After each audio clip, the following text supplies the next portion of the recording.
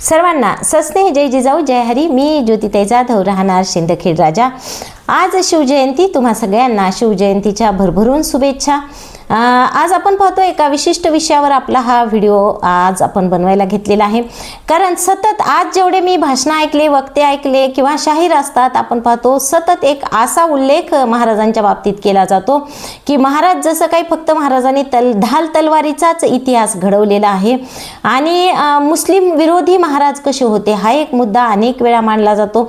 जसं की अफजल खानाचा कोथळा बाहेर काढला, त्यानंतर शाहिस्ते खानाची बोटं छाटली, अशा पद्धतीने। आणि महाराज हे मुस्लिम धर्म विरोधी होते, मुस्लिमांविरोधी होते, असं एक त्यांचं चित्र तयार केलं जातं। तर त्याच बाबतीत आजचा हा आपला व्हिडिओ आहे की महाराज कधीच कोणत्या धर्माच्या विरोधात नव्हते, जातीच्या विरोधात नव्हते। तर महाराजांच्या सैन्यामध्ये अनेक मुस्लिम, प्रामाणिक मुस्लिम मावळे होते आणि त्याला अनेक बखरींचे पुरावे आहेत। पुराव्यानिशी हे सगळं जे काय आहे ते मी आत्ता थोडक्यात लिहून काढलेलं आहे। ती काही नावं आहेत जी आत्ता आपण पाहणार आहोत। मदारी मेहतर हे तर आपल्याला माहीतच आहेत, कारण आग्र्यावरून सुटका करून घ्यायची होती। त्यावेळी असं ठरलं की महाराज पेटाऱ्यातून बाहेर पडणार आहेत, पण महाराजांच्या जागी कुणीतरी एक व्यक्ती झोपणार आणि मग महाराज पेटाऱ्यातून निघून जाणार। तर त्या ठिकाणी महाराजांच्या जागेवर जे झोपलेले होते ते मदारी मेहतर होते, त्यांच्यासोबत अजून एक सैनिक होता। तर मग मदारी मेहतर स्वतःच्या जीवावर उदार होऊन त्या ठिकाणी झोपले होते, कारण त्यांना माहित होतं ते जर पकडले गेले तर ते मारले जाणार होते। म्हणून पण महाराजांच्या, माझ्या जीवाचं काही झालं तर चालतंय पण महाराजांच्या केसाला सुद्धा धक्का लागू नये असा त्या ठिकाणी त्यांचा विचार होता। आणि जसं आपण म्हणतो की लाख मेले तर चालतील पण लाखांचा पोशिंदा जगला पाहिजे, ही भावना त्या काळी मुस्लिम सैनिकांमध्ये, मुस्लिम सरदारांमध्ये सुद्धा होती, जे महाराजांच्या मावळ्यांमध्ये सामील होते। तर त्यानंतर अजून एक लिस्ट आहे पहा अशी ती की सिद्दी हिलाल, जे शहाजी महाराजांच्या सोबत त्यांनी खूप चांगला पराक्रम केलेला होता, त्यांचाच मुलगा सिद्दी वाहवा हा छत्रपती शिवरायांसोबत प्राणपणाने लढला। खूप चांगल्या वेगवेगळ्या लढायांवर वेगवेगळ्या जबाबदाऱ्या महाराजांनी त्यांना दिल्या। सिद्दी इब्राहिम नावाचे अंगरक्षक, ज्याला आपण बॉडीगार्ड म्हणतो, हे महाराजांसोबत नेहमी असायचे। काजी हैदर हे महाराजांचे वकील होते। मोठमोठ्या गोष्टींवर, मोठमोठ्या म्हणजे काय म्हणतो आपण त्याला, मोहिमा आखण्यावर काजी हैदर यांचा सल्ला महाराज नेहमी घ्यायचे। त्यानंतर इब्राहिम खान हे तोफखान्याचे प्रमुख होते, कारण इब्राहिम खान यांचा अंदाज अत्यंत अचूक असायचा की किती अंतरावर सैन्य असेल तर किती अंतरावरून तोफ डागली पाहिजे, ती किती अंतरापर्यंत जाऊ शकते, यामध्ये ते अतिशय म्हणजे अचूक असा निशाणा लावायचे। म्हणून इब्राहिम खान हे तोफखान्याचे प्रमुख होते।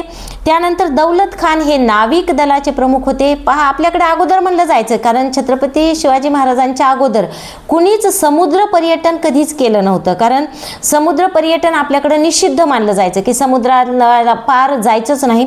पण महाराजांची अशी इच्छा होती की तुमचं राज्य जर सक्षम असेल, तुमचं राज्य जर प्रबळ करायचं असेल, तुम्हाला जर खूप मजबूत असं तुमचा परिसर बनवायचा असेल तर तुमचं समुद्रावर म्हणजे नाविक दल तुमचं असलंच पाहिजे, तुमचं समुद्रावर तुमची सत्ता असलीच पाहिजे। त्यासाठी महाराजांनी समुद्री किल्ले बांधले आणि त्या नाविक दलाचे प्रमुख दौलत खान हे होते।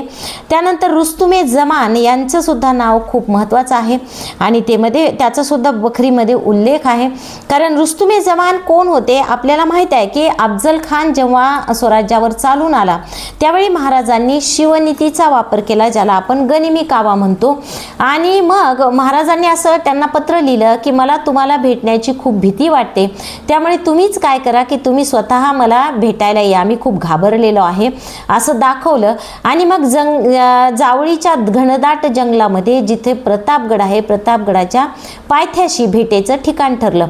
पण त्या ठिकाणी एक असा करार झाला, म्हणजे असं बाब ठरली पत्राद्वारे की तुम्ही पण निशस्त्र यायचं, मी स्वतः सुद्धा निशस्त्र येणार आहे, म्हणजे आपण दोघांनीही शस्त्र बाळगायचं नाही, एक एक अंगरक्षक फक्त आपण सोबत ठेवायचा। आणि मग हे झाल्यानंतर मात्र काय झालं की रुस्तुमे जमान यांना एक शंका आली आणि ते महाराजांना बोलले की महाराज मला माहीत आहे म्हणले, मी अफजल खान बघितलेला आहे आणि अफजल खानाची उंची जवळजवळ 6.5 फूट आहे आणि तुमची जी शरीरयष्टी आहे त्याच्या कितीतरी म्हणजे 2 ते 3 पट मोठा अफजल खान आहे. म्हणजे त्याला जर तुमचा घातच करायचा असेल तर त्याला शस्त्राची गरजच नाही, म्हणून तो निशस्त्र येऊ शकतो. पण तुम्ही मात्र शस्त्राशिवाय जाऊ नये असा सल्ला त्या ठिकाणी रुस्तुमे जमान यांनी महाराजांना दिला. पण महाराजांचं म्हणणं होतं की निशस्त्र जायचं हे तर आता ठरलेलं आहे करारामध्ये. मग त्यावेळी त्यांनी वाघ नखाची कल्पना महाराजांना दिली आणि वाघ नख बनवून देणारे रुस्तुमे जमान होते. म्हणजे त्या ठिकाणी जर वाघ नख नसते तर कदाचित महाराजांचा त्याच दिवशी घातपात झाला असता आणि या स्वराज्याला आपण मुकलो असतो. हा महाराष्ट्र एका महान राजाला मुकला असता, छत्रपतींना मुकला असता.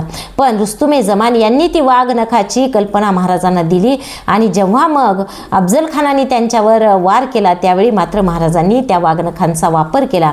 सांगायचं एकच की जीवाला जीव देणारे मावळे, मुस्लिम मावळे सुद्धा महाराजांच्या सैन्यामध्ये होते. महाराजांच्या अनेक मोहिमांमध्ये मोठमोठ्या जबाबदाऱ्या त्यांनी पार पाडल्या. स्वतः महाराजांनी रायगडावर सुद्धा मस्जिद बांधलेली आहे. एवढंच नाही, अनेक गडांवर तुम्ही पहा की मस्जिदी आपल्याला दिसतात. त्याचं कारणच हे आहे की महाराजांच्या सैन्यामध्ये अनेक मुस्लिम लोक होते आणि ते अत्यंत प्रामाणिकपणे, अत्यंत जिकरीने महाराजांसोबत लढत होते, महाराजांची साथ देत होते. आणि त्यामुळे महाराजांचं असं म्हणणं होतं की त्यांना प्रार्थना करण्यासाठी सुद्धा, त्यांना नमाज पढण्यासाठी मस्जिदी गडावर असल्या पाहिजे. ज्या पद्धतीने आपण पाहतो की महादेवाचं किंवा देवीचं मंदिर हे प्रत्येक गडावर आहेच, त्याच पद्धतीने महाराजांनी मस्जिदी सुद्धा मंदिरावर गडांवर बांधल्या. त्या यासाठीच की माझे जे मुस्लिम मावळे आहेत त्यांच्यासाठी. म्हणजे महाराज मुस्लिम विरोधी नव्हते किंवा महाराजांचं धोरण जे आहे ते मुस्लिम विरोधी नव्हतं, हे यातून स्पष्ट होतं. तर आवडल्यास निश्चितच हा व्हिडिओ लाईक आणि शेअर करा, इतरांना पाठवा. आवडल्यास कमेंट्स करा आणि या ठिकाणी थांबूयात. धन्यवाद.